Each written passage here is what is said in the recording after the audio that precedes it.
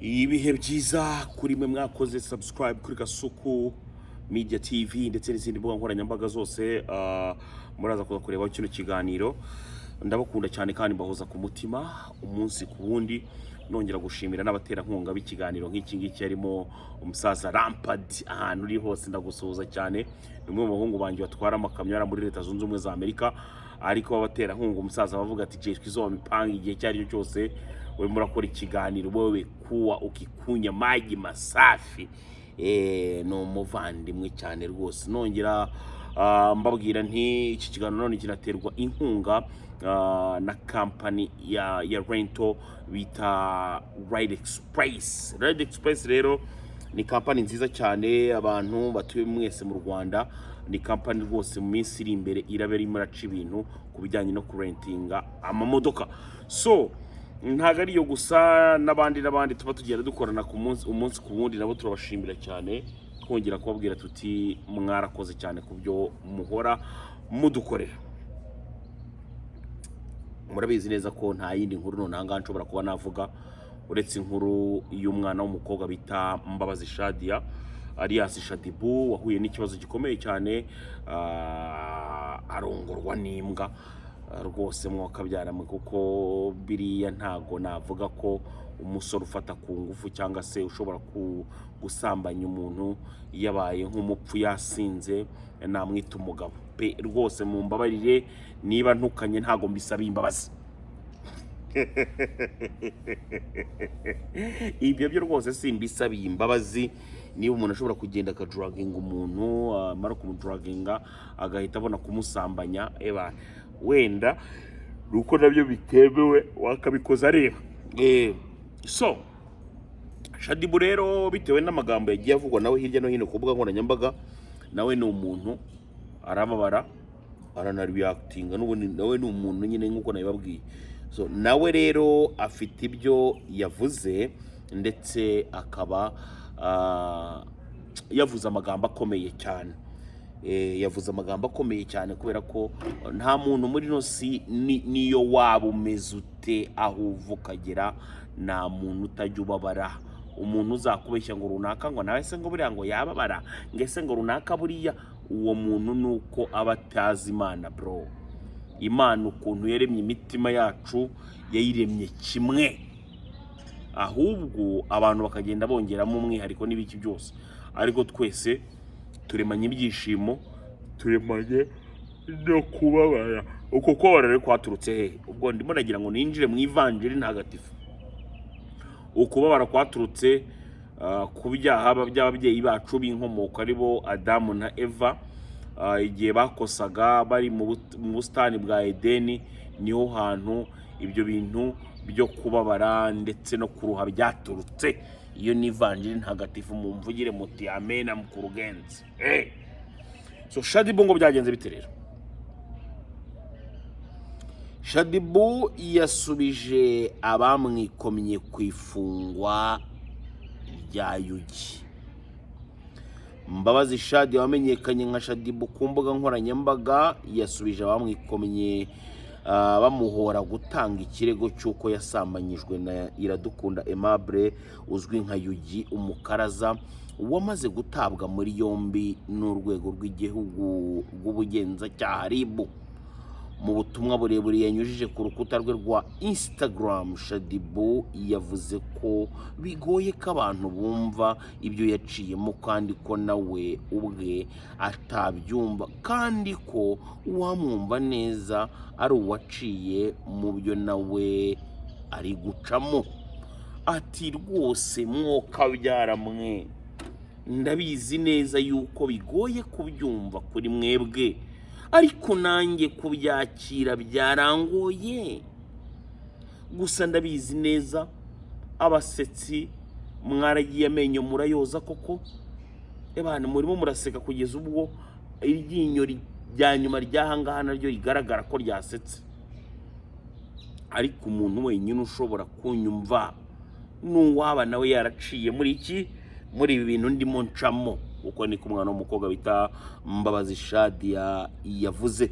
Yagize agira ati ndabona abantu bavuga banshira urubanza ndetse banaseka, ariko amaherezo buri wese afite iby'ubwisanzure bwe bwo kugaragaza ibitekerezo bye. Ibyo nakoze ninjye wabyikoreye, sinabikoreye undi wari we wese. Akomeza kandi agira ati, ukuri nuko utakumva ukomerewe, kuko nanjye ubwanjye sindi kubyiyumvisha. Iyo ibintu bikubayeho nawe ukaba utabyumva, usigara wumiwe.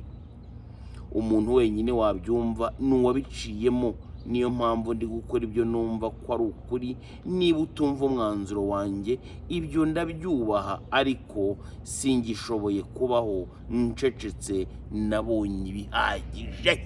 Ni ukuvuga ngo Shadibu yagiye akorerwa byinshi. Muribuka isitori nababwiye y'ukuntu uwitwa Ish Kevin bajyanye na Shadibu i Goma, akamudunda, akamuribata, akamucinya, akamukubitira iki hasi ku butaka amukandagiyeho. Iyo story murayibuka. Shadibu uyu nguyu yagiye akorerwa byinshi nk'uko nawe abyivugira. Aravuga atari akomeza kugenda biceceka kugira ngo abantu batagira gute, abantu batazavuga ngo nawe ngo bayabikomeje, ngo yabigize gute na gute na gute. So muri ubu butumwa kandi yakomeje avuga ko atigeze agambirira kubabaza uwo ari we wese. Yagize ati, njye naravuze gusa kuko bireba umubiri wanjye, ubuzima bwanjye ndetse n'ukuri kwanjye. None rero mureke ubugenzacyaha bukora akazi kabwo. Nibigaragara ko nibeshye, nzakora ibyo ngomba gukora, nzabibona, nsaba imbabazi kandi ndema amahoro. Uko niko Shadibu wenyine yivugira. Yesoje asaba ko hatagira umusuzugura, kuko ibi atari imyidagaduro cyangwa imikino. Abivuga agira ati, ndi kurwana intambara nyinshi abenshi muri mwe mutabona. Ibyo muntekerezaho cyangwa mumvugaho ntabwo bizahindura ibyo naciyemo. Ibi bije nyuma y'uko Shadibu yavuze ko uyu musore bahoze ari inshuti. Ku mugoroba wo ku 21 Kamena 2026 yagiye kumusura iwe yitwaje amacupa 2 y'inzoga, baranazisangira. Nyuma yo gusabana no kunywa inzoga, Shadibu yavuze ko uyu musore yamufatiranye yasinze, akabyuka asanga yamusambanyije kandi yambaye ubusa. Yagize ati, Yugi yaje mu rugo turasangira, ariko sinzi ibyo yampaye kuko nisanze mbyutse nambaye ubusa, aryamye iruhande rwanjye. Nyuma ko yansambanyije, ibaze ko nari no mu kwezi k'umugore. Byambabaje, ndanabimubwira, agira ubwoba ahita asohoka iwanjye, ariko namubwiye ko ntaho ahungira kuko turi mu Rwanda rugira ubutabera. Shadibu yavuze ko yababajwe no kwisanga yaryamanye n'uyu musore, kuko ngo atari ibintu bari bumvikanye, ahubwo ko yamufatiranye mu ntege nke ze igihe yari yasinze. Mu Rwanda itegeko rihana icyaha cyo gusambanya umuntu mukuru ufite imyaka 18 kuzamura, mutabyumvikanye, rishingiye ku cyaha cyo gukora imibonano mpuzabitsina ku gahato. Iki gikorwa gihanwa n'ingingo y'134 y'itegeko nomero 68/2018 ryo kuwa 30 z'ukwa 8 2018, riteganya ibyaha n'ibihano muri rusange. Iyo ngingo igaragaza ko hamwe n'icyo cyaha hanishwa igifungo kiri hagati y'imyaka 10 na 15 n'ihazabu iri hagati ya miliyoni 1 n'ebyiri n'amafaranga y'u Rwanda. Iyo uwasambanyijwe ari ufite ubumuga, uburwayi cyangwa ari abanyantege nke barengeje imyaka 65, uhamwe n'icyaha hanishwa igifungo kiri hagati y'imyaka 15 na 20. Iyi ngingo kandi ivuga ko iyo gusambanya umuntu bimugizeho ingaruka zikomeye zirimo nk'uburwayi budakira cyangwa ubumuga, uhamwe n'icyo cyaha ahanishwa igifungo kirenze imyaka 20 kugeza kuri 25. Mu gihe iyo bivuye mu rupfu cyangwa byakozwe n'abantu barenze umwe, bahanishwa igifungo cya burundu.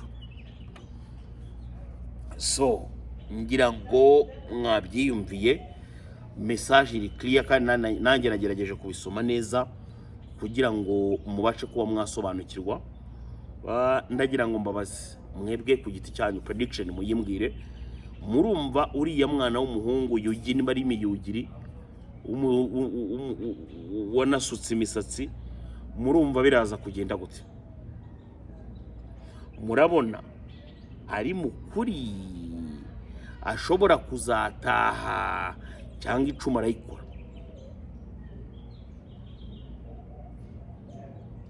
Prediction yanyu, kuko Shadibu yavuze ibi ngibi bitewe nuko ku mbuga nkoranyambaga cyakora bamuhaye icyitwa urw'amenyo boro, bamuhaye urw'amenyo, baramubwira bati murabeshya, atese niyo byaba byarabaye yaba ari uwa mbere.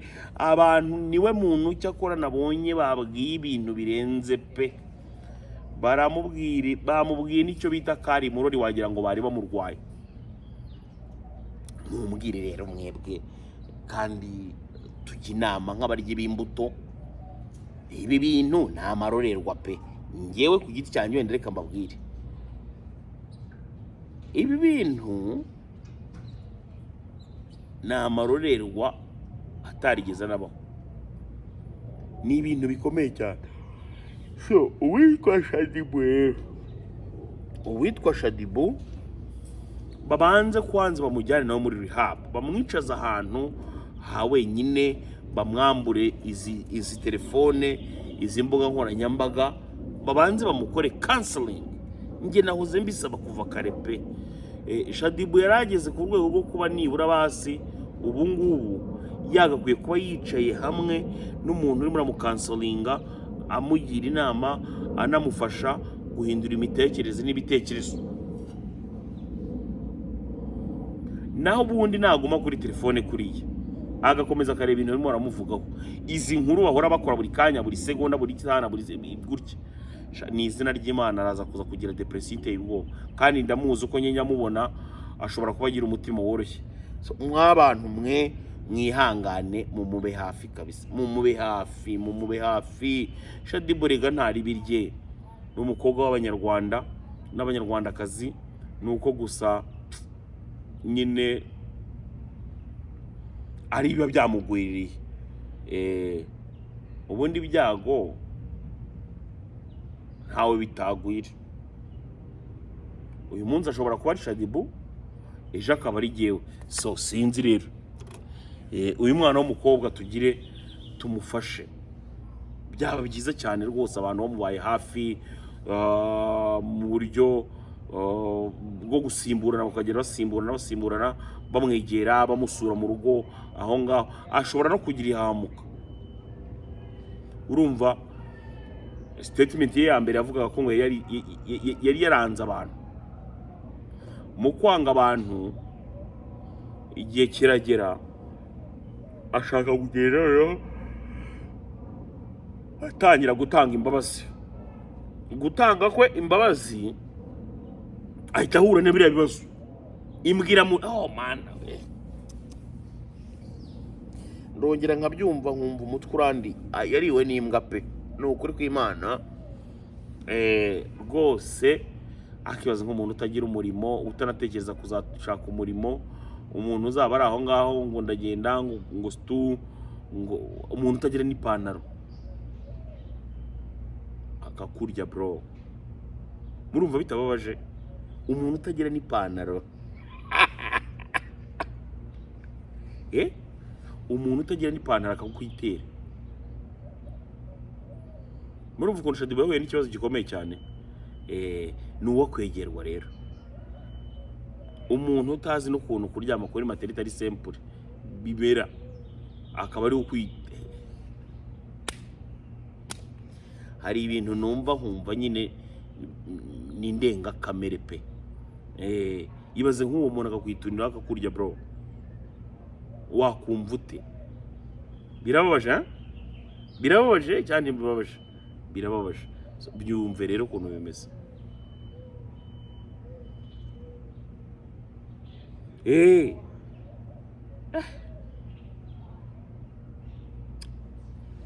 hari ibintu nyine umuntu atabona n'ukuntu avuga bitewe nyine n'uko bitavugitse, bitewe n'uko bitavugitse. So ubutabera nibwo burakora akazi kabwo. Ngewe ntabwo mashaka kwinjira mu mirimo y'ubutabera, ariko rwose uyu mudamu agomba kubona ubutabera, kandi turabizi neza ko bizacamo. Ngiye mu mbabarire guys, simba nshaka kuvuga ibintu byinshi ngo musange ninjiye mu bintu byinshi cyane nkagera naho ndengera nagendera.